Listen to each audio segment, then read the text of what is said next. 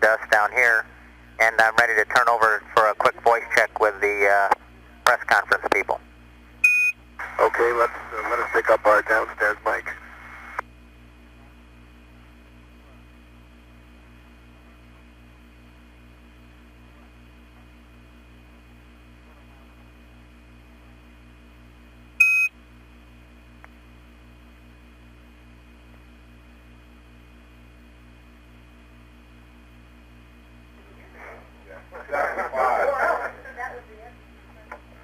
Want me to go now? Discovery, Houston, PAO. How do you copy, please? Houston, PAO, we read you loud. Well, moderately loud and clear. Which loud? Clear or hello? Say again.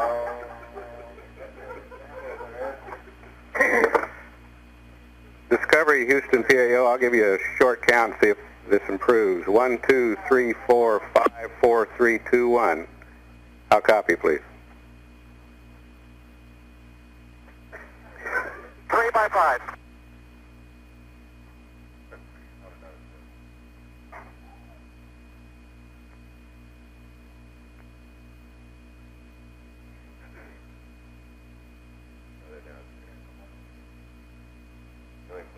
Can I put Jake out back? Open that little door there.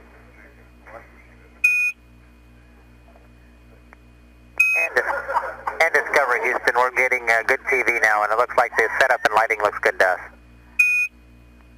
Okay. And that's what I did, Charlie. Gee, come on.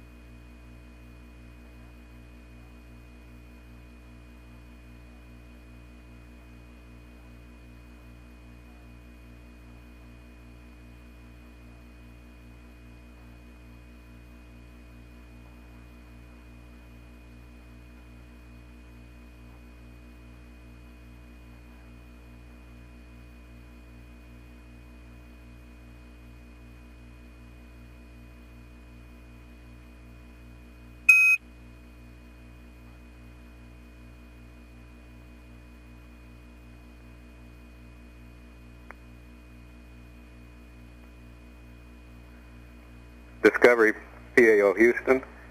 We'll give you another short count and see if the volume is any better. 1, 2, 3, 4, 5, 4, 3, 2, 1. I'll copy, please.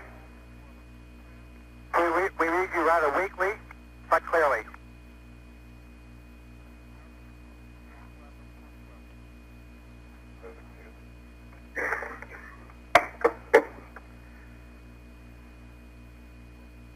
Discovery, Houston, PAO. We'll terminate the test then. Thank you. That was better.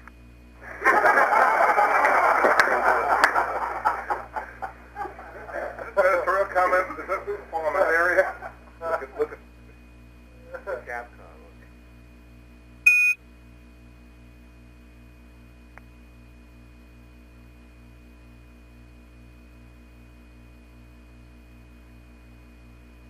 What?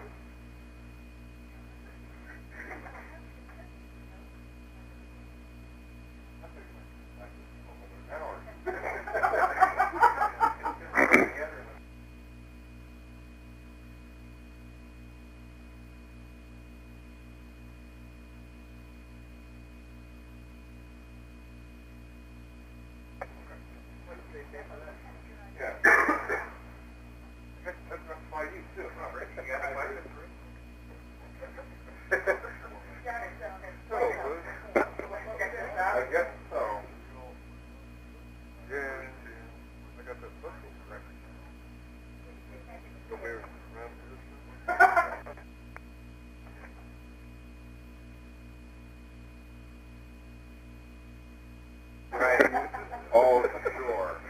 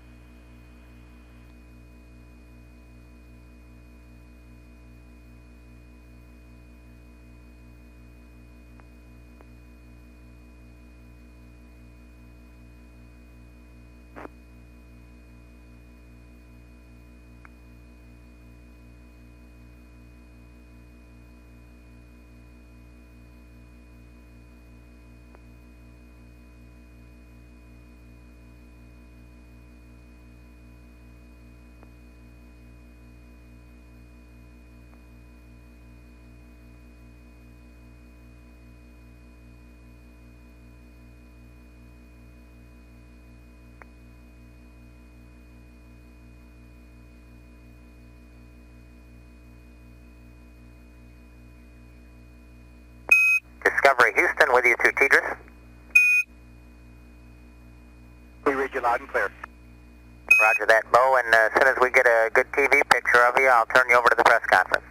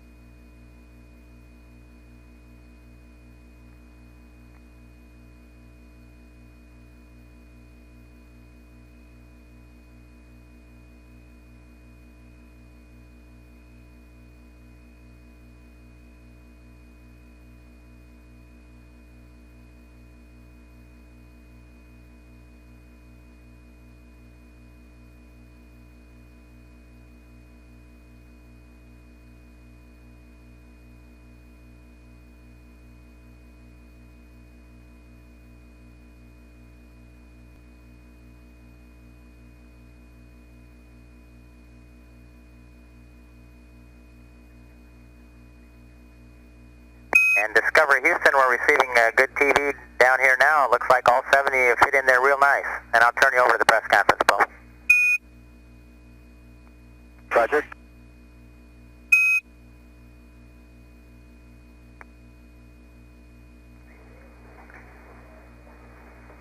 Discovery Houston PAO, we're ready to start this news conference now.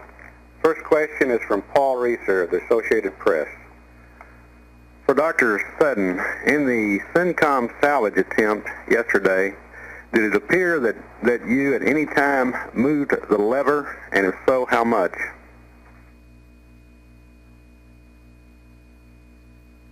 Oh, we couldn't really tell whether we moved the lever or not. There was a lot of stuff in the way of our view.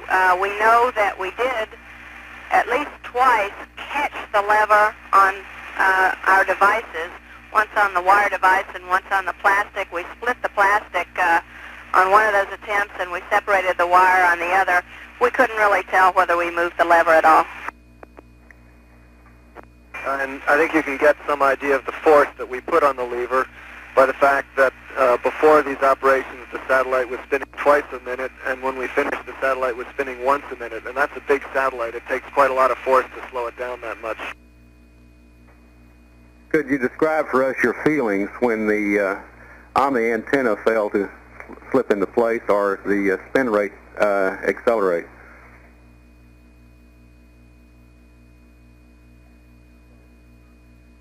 What can you say? You know, we thought we had done everything exactly right, and I think we had. And it's just a disappointment when you go through all the training and then the final end product doesn't come out as you wish. Betty Luman, United Press International. I have a question for Dr. Seddon. Ray, what kind of confidence did you have when you first heard of the fly swatter and what you were going to have to do with it? I'm sorry, you'll have to repeat the question. We lost you. Okay. I asked, what kind of confidence did you have when you first heard of the fly swatter and what you would have to do with it? Houston, com check. We're not hearing you. Okay, Dr. Seddon, what kind of confidence did you have when you first heard of the fly swatter and what you would have to do with it?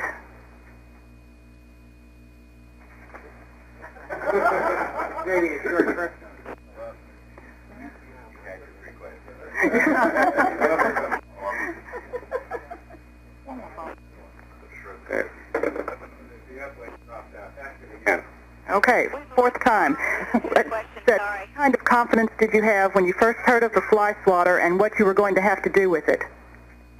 I'm sorry, it's breaking up. All we can hear are bits and pieces.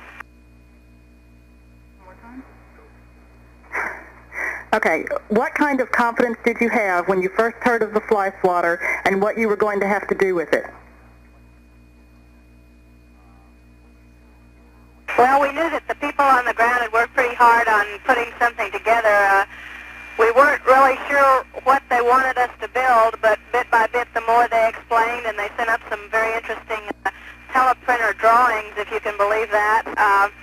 And once we put it together, looked at it, and were told what we were supposed to do with it, I think we had pretty good confidence that it was going to work.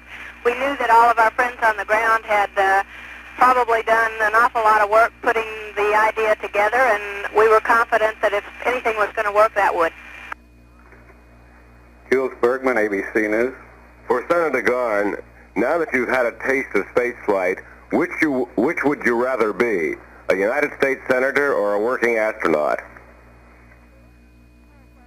Jules, that's one of the easiest questions I've ever had to answer. If I were about 10 years younger, I'd choose a working astronaut over being a senator so fast it'd make your head swim. John Getter, Channel 11, Houston.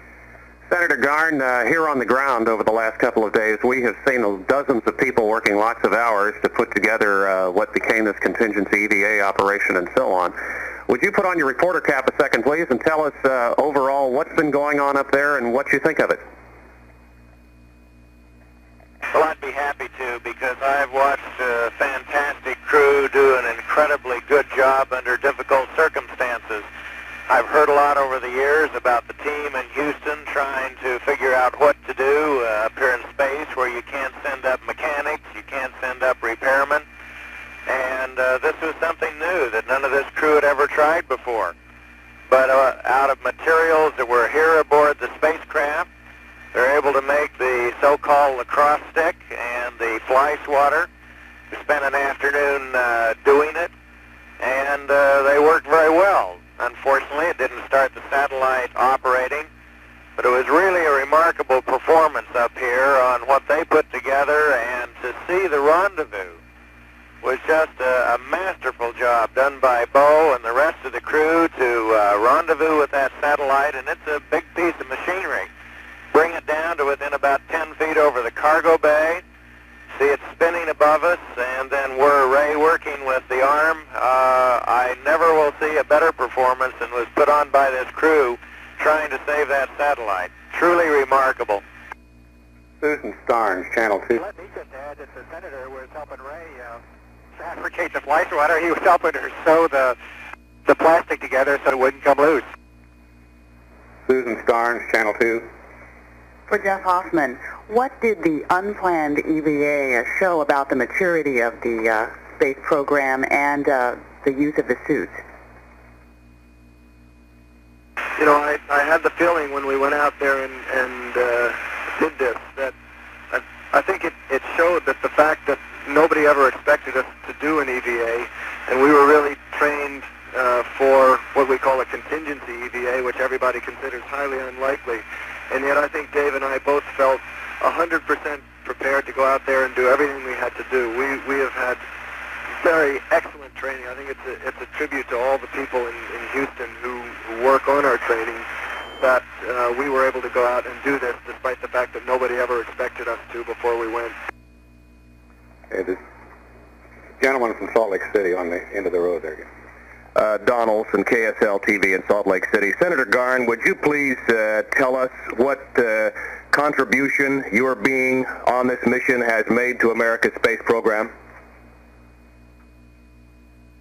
Well, I suppose only time will tell. I have been able to go through all of the medical experiments required of me, those that I practiced for 3 months. And obviously I'm not able to interpret that data up here. But I certainly hope that adds to the knowledge that we need to have on space motion sickness and adaptability to space. So we'll have to wait for the results of that data. But I've plugged in all of the electrodes and put on all the devices and done everything that was asked of me to be done. Frank Seltzer, Cable News Network. Senator Garn, now that you've been in space as part of your legislative oversight, what are you going to be telling your colleagues when it comes to the NASA budget? Well, the NASA budget is very complex. There's a lot of different line items in it, and obviously to ask a general question like that, I'm not in a position to say at this time. I certainly am going to have some recommendation on some parts of the NASA budget, but now is not the time to discuss that. There's a proper hearing process. There's a proper appropriations process. I have a counterpart on the House side, Congressman Boland, who's chairman of the House Appropriations Subcommittee, and I'll be carrying on discussions, and I will be making a formal report to the Senate over the next few weeks, and some good will come out of this trip, and I think some improvements in the NASA budget. But at this time, I can't give you any generalizations, as I'm going to recommend more or less or anything like that. And one for Don Williams. Don, did Rat Stuff have it? You bet. Craig Cobalt, Aviation Week. I've got a question for Charlie Walker. Charlie, part of the emphasis this flight has been for you to check for contamination in your biological sample, and that involves some innovative test hardware to incubate those tests. How did those tests go, and would it be possible for you to show us your test tube belt there if you're incubating any samples this morning? Well, Craig, the answer is the tests have been going well. That is, I've had no indication of either microbial growth at the levels at which we're able to monitor, which are very low levels, that is well below acceptable maximum limits, and no endotoxin byproducts either. So the contamination problem appears not to be with us this mission. And the answer to the second part of your question is, yes, I'm wearing my incubation belt even now. Mike Meacham, Gannett News Service. Senator Garn, this trip started out to be a pretty routine space commercialization trip. You could see a little bit of everything that was going on. And with the extension, can you tell us what you think that shows you about the whole idea of doing commercial activities in space? Well, first, as I've said before, I was tremendously impressed with the training program and NASA personnel, and in particular this crew. After having seen them in function in space for 7 days, and to go and do something that was completely unplanned, that was not in our crew action plan, that nobody talked about, nobody envisioned, nobody practiced for, I'm just tremendously proud of them. To see Dave and Jeff go out on an EVA and accomplish what they did day before yesterday. There is not enough praise that I can give this crew and the way they have been adaptable. When you consider that the checklists and the diagrams were all set up over the teleprinter, and they were able to learn those plans very, very quickly, proves to me that man is needed in space and has a great role to play in the future. And you can't do the types of things we have done up here with unmanned space probes. You need brains, you need minds up here that can think, that are innovative. So I just can't tell you how, in one way, I'm certainly sorry that the SIMCOM did not work. But it's certainly shown me a side of NASA and what these professional crews can do under very unusual situations. I'm very proud of them. Senator Rod Jackson, KTVX television in Salt Lake City. Aside from giving a report to the Senate, it seems you also have some discussions to make with the people of the state of Utah and the country, many of whom felt that this was a waste of taxpayers' money. What can you tell them about what you've learned on this particular trip? And on a lighter note, are you ready to reveal what that mystery item was you carried in your personal gear? Well, first of all, I expected the criticism when I started. There will be some people, it makes no difference what the result of the trip is. They had their mind made up to begin with. But I'm extremely well satisfied with what I've been able to accomplish. I think it has been an overwhelmingly productive mission for me. I have gained knowledge that I think will be invaluable not only to me, but to the Congress as well. And for whatever it costs to go, which has been vastly exaggerated from the very beginning, it will be very well worth it. And I will guarantee the people that out of this trip there will be many, many times more money saved as a result of my insight into the inner processes of NASA than it ever cost to send me to go, whatever that figure is. Lynn Sure, ABC. Senator Garn, you said that it was important for NASA that you do the Space Adaptation Syndrome study so that you could bring back specific information. Did you get sick, sir? Yes, I did. I told you I'd report that, and fortunately, like most of the reports, that if you take medication, you're over it in 2 days, and if you don't, you're over it in 2 days. And I'll be very honest with you, I didn't feel good for 2 days, but I've sure felt fine since. It's been a wonderful experience, absolutely fantastic. I'm sorry we have to come down tomorrow. I'm glad we got to stay 2 days longer, and I wish we could figure out some way to stay up longer. This weightlessness, if they'd let me, I'd love to show you how I can do everything Mary Lou Retton can do up here. Mike Goldstein, KUTV News, Salt Lake City. Senator, we've been at a bit of a disadvantage on the ground. We've seen you with the paper airplane and helping out as the window shade. Other than your medical experiments, how else have you been helping the crew out? Well, one of the things that you can be very helpful, as simple as it is hands. Until you adapt to weightlessness and learn how to get around, like I say, I wish we could show you. There's a great deal of clumsiness. Things float away. Some of the most simple tasks that I had with my medical experiments became very difficult because of the weightless condition. So I've been able to be helpful a lot of times just when they needed hands. Sewing on the so-called fly swatter, it took a little bit of extra strength that I was able to have. I've taken photographs. I've done some cooking. And in general, just trying to be helpful in the spacecraft in every way that I possibly could. Stephen Govain, Channel 13, Houston. For the Senator's boss, Commander Bobko, we heard last time you practiced rendezvous was last summer. What difficulties did you have in that rendezvous procedure and station keeping? There were no difficulties. Luckily, the checklist or the procedures haven't changed very much. And I think we worked together. We practiced and were ready then. And of course, it would have been comforting to have had a practice session shortly before we came. But we managed through it with, as far as I can tell, no mistakes. Jeff Lipp. It's a great feeling to be able to rendezvous with a small speck in the sky after it's 100 miles out in front of you, and it's quite something to come up alongside of it at 25,000 feet per second, even though your relative velocity is just inches a second. It really gives you a feeling of awe to see a big satellite out there just a few feet away from the spacecraft. Jeff Leavenworth, Time Magazine. Senator Garn, I'm interested in the results of the height and girth experiments. Did you indeed grow 2 inches in space?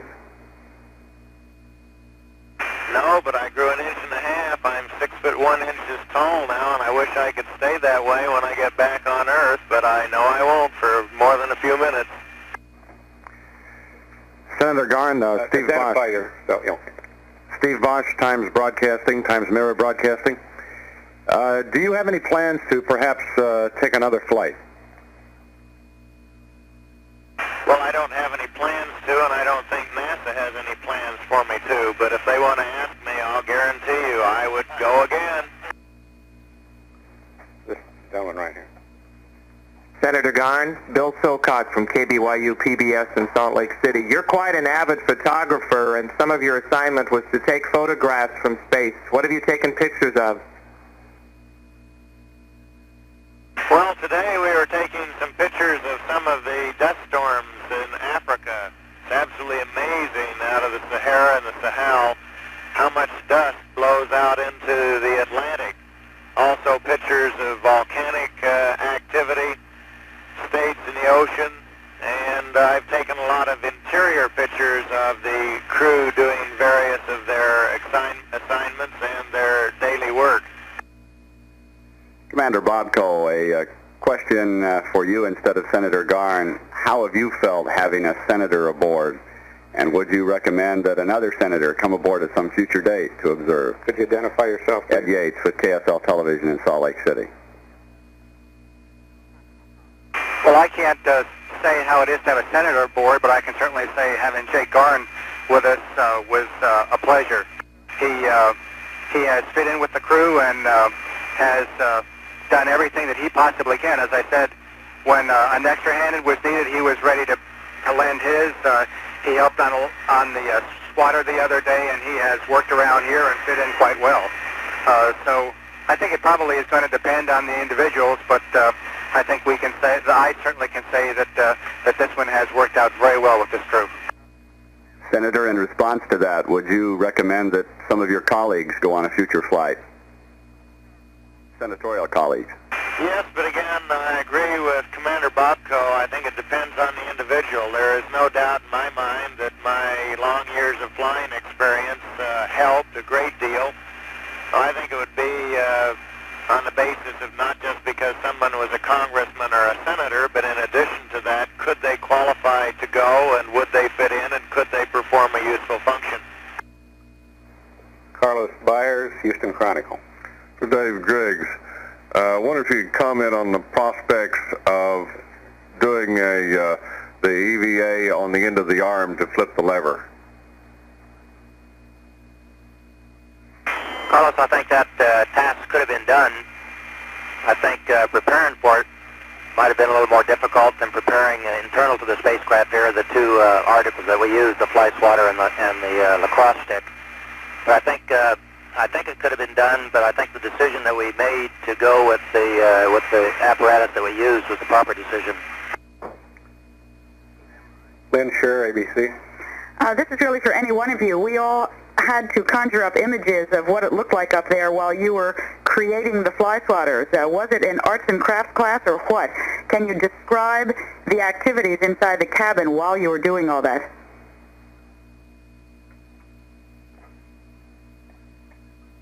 It certainly was. It reminded me of either a Girl Scout camp or something similar. We had bits and pieces of everything out. We were measuring with tape measures and cutting and pasting and wondering what in the world this thing was going to look like when we finished up. But and we had this horrible feeling that we were going to put it all together by the directions that Houston gave us, and we were going to show it to them on the TV, and they were going to say, no, that's not what we had in mind. You have to remember, when we first started building it, we really weren't sure quite what we were building or quite how we were going to use it. That all unfolded as time went by. And of course, whenever we had an opportunity, we'd show them on TV what we had, and they'd tell us how it corresponded to their concept of what was needed. And when we finally got to the end, I think at least they indicated to us that they were quite satisfied, and we understood how they wanted us to use it. Steve McVicker with NPR for Jeff Hoffman. Jeff, you waited a long time to do this. How did it feel to finally get up there? It was worth every minute of the wait. This has been an experience of a lifetime. And were there, other than the EVA, any surprises? Well, I'll tell you, looking out of the spacecraft at the Earth, I could talk for hours about all the things that I've seen, some of which I'd heard about from other people, some of which I hadn't. But that for me has been one of the biggest surprises and the most overwhelming pleasures. Just at least 3 or 4 times a day, I'm just overwhelmed by something new that I see that I had never even imagined before. Steve Olaf? Just as an example, every time the spacecraft goes through sunrise or sunset, the Earth below us goes black, and yet the sun is still shining on the orbiter. But it's not just the orbiter that's flying up here. We're accompanied by a cloud of ice crystals, and it's like trailing a luminescent galaxy behind us, leaving streams of hundreds of thousands of little particles spinning over and over, all different colors, because the ones that are right up with them tend to be white, and as they're a little bit lower in altitude, they get the rays of the setting sun. So you get the whole spectrum of white and yellow and reddish particles all floating around us, and it's just it's awe-inspiring. Steve Olafson, Houston Post for Commander Bobko. Do you think a retrieval of the CENTCOM could be accomplished?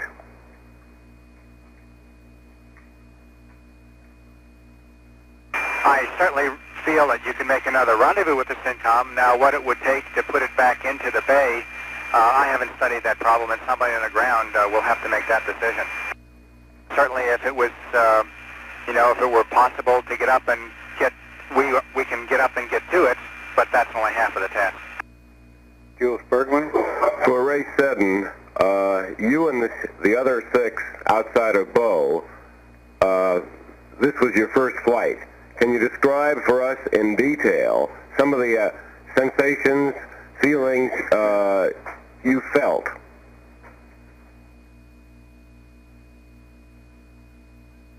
Well, I think, our first experience, of course, was with Ascent, and we had heard stories and ridden in simulators, but I think all of us didn't quite know what to expect, and that was quite a ride. I think all of us were, when we first got up here, sort of looked at each other kind of like, boy, what was that? But I think we were really elated that we had gotten here and that the vehicle had performed as well as it had. And then we went through a couple of days of just getting used to working around. For the first couple of days, we kept slamming into the ceilings and into the walls and being very awkward about doing things and learning how to work in zero-G. Since then, we have gone efficiently about our tasks and have really enjoyed it and have tried to find some time to look out the window and just see what zero-G is like. And by this time in the flight, it is just an absolute pleasure to be here. Are you ready for your... Jules, I take back my autograph on my 41D picture. Charlie's been here before, too. Frank Seltzer, CNN. I was going to ask Charlie if he had an easy time getting his space legs back.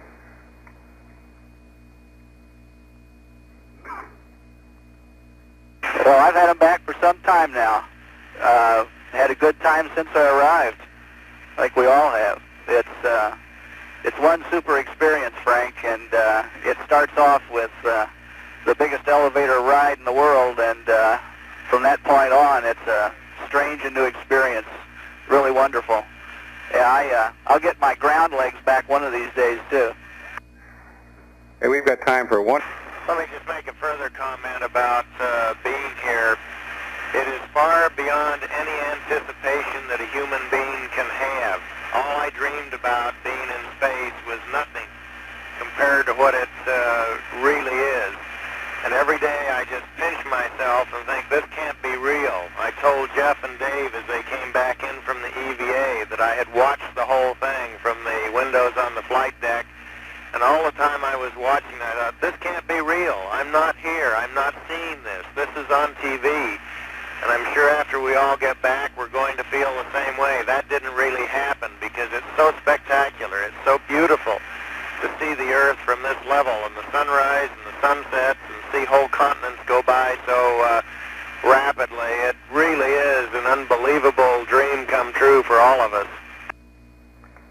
Craig Kowalt, Aviation. I'll tell you something else that really gave me an incredible feeling of what a different world we're in. I enjoy looking out the windows at night, not only to look at the stars, but to look down at the Earth, because it's beautiful seeing the thunderstorms and the lights of the cities. And as I was looking out on the nighttime path of one orbit, a meteor went underneath us. I've seen many meteors, because I spend a lot of time looking up at the stars, but the realization that I had seen a meteor go underneath me just totally boggled my mind, and it really put me in my place and made me realize where we were and what we were doing. Craig Kowalt, Aviation Week. For Dave Griggs, Dave, we watched what I think would probably be described as the ultimate flying leap when you went out over the side and down off the orbiter. Could you describe that from your perspective?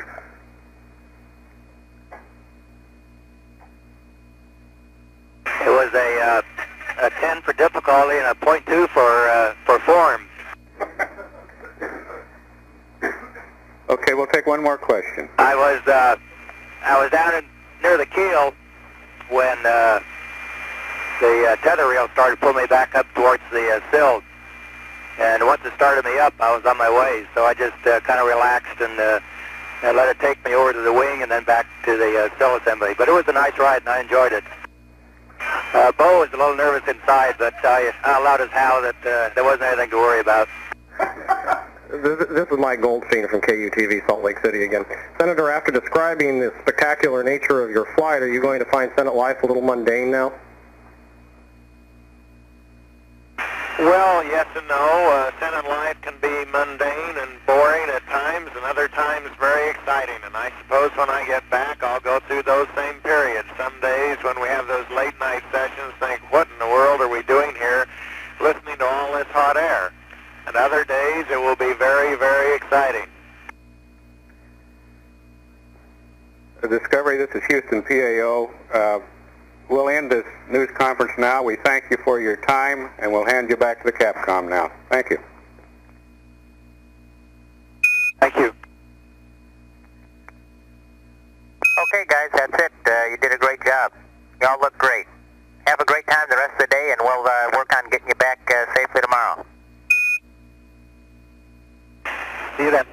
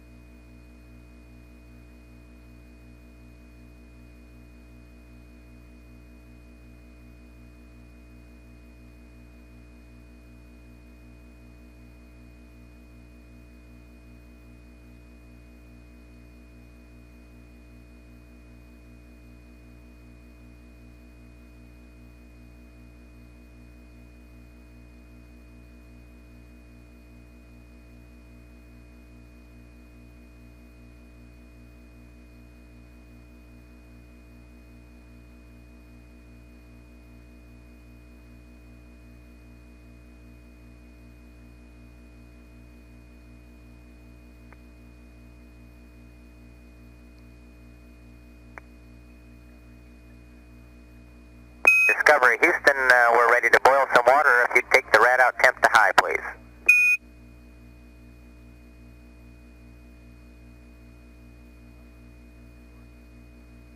Okay, Houston, that's in work. Thanks, Dave, and we'd also like a report if that EP door is really closed.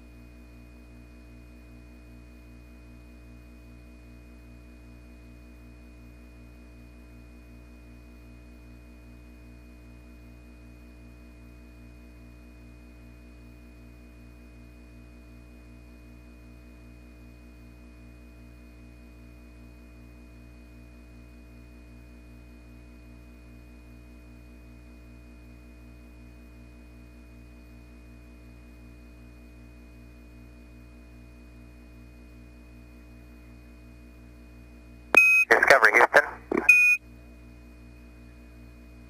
Go ahead. Roger, for your information, we'll be doing another air-to-ground voice check in Hawaii again in relation for the event at MET of 100. Okay, we'll be ready for that, David.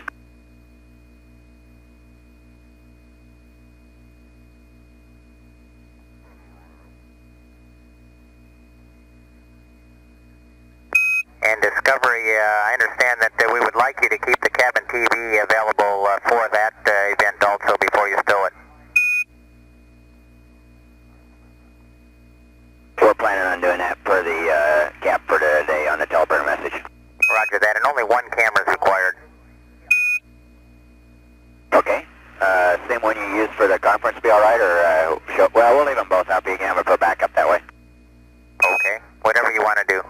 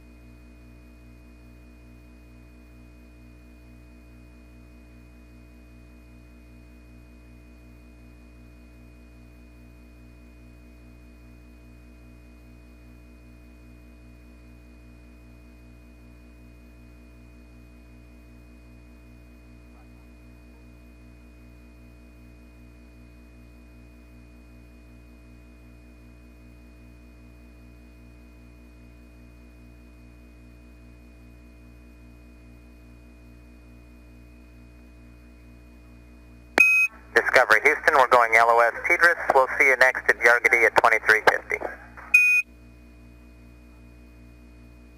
Okay, copy. Thank you.